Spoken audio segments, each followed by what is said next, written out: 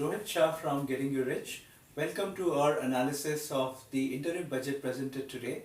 In this session, I'm going to walk you through with the 6 important updates which has happened today in today's interim budget, and these are related to your money. So let me get started. There are 2 important changes proposed from your taxation point of view. Let's take the simple one first. The standard deduction is proposed to be increased from 40,000 rupees per annum to 50,000 rupees. So if you are in a 30% tax bracket, this will save you something like a tax of 3,120 rupees per annum. The second change relates to your total net taxable income being up to 5 lakh or less than that, and which would mean no tax for you. So for example, if your income after making all the deductions like NPS, your home loan, your Section 80C investments, Section 80D Mediclaim, after deducting all this, if your net taxable income is 5 lakh or less than that, then you will be able to qualify from this rebate under Section 87A, which was currently at 2,500 rupees, being increased to rupees 12,500, which would mean that you will pay no tax. However, if your taxable income is way higher, the net taxable income is more than 5 lakh, you will not be able to get benefit of this. The next 2 changes are related to your house property.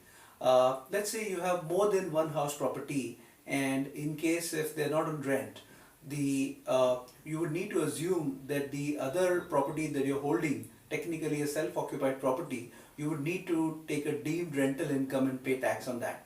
The change that is proposed in today's budget means that you can have 2 self-occupied property and do not need to pay any tax assuming a deemed rental income. That's definitely a very good idea.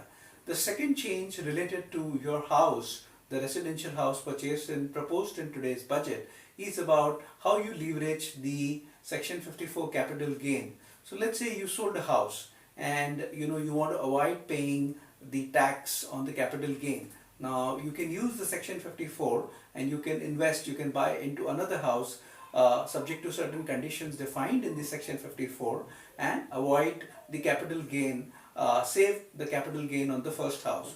The proposal in today's budget means that instead of investing into one house, you can actually invest into 2 houses, provided that the amount is up to 2 crore, and you can do this only once in your lifetime. The 5th change that I'm going to talk to you about today is related to your retirement. The gratuity limit for tax-free from 10 lakh at present is being proposed for about 30 lakhs, and that will greatly help your retirement. So that's definitely a good news. The last change that I would like to speak to you for today is about the TDS applied on the interest income from the banks, cooperative societies, at the postal on securities like fixed income. So the 10,000 TDS limit is being increased to 40,000, which will result in a lesser compliance and a convenience for the senior citizens typically. So these are the changes, some of the key changes which are going to impact your money budget, and this is what was proposed in the interim budget today. We hope that these and many more gets passed in the budget that actually happens for 2019.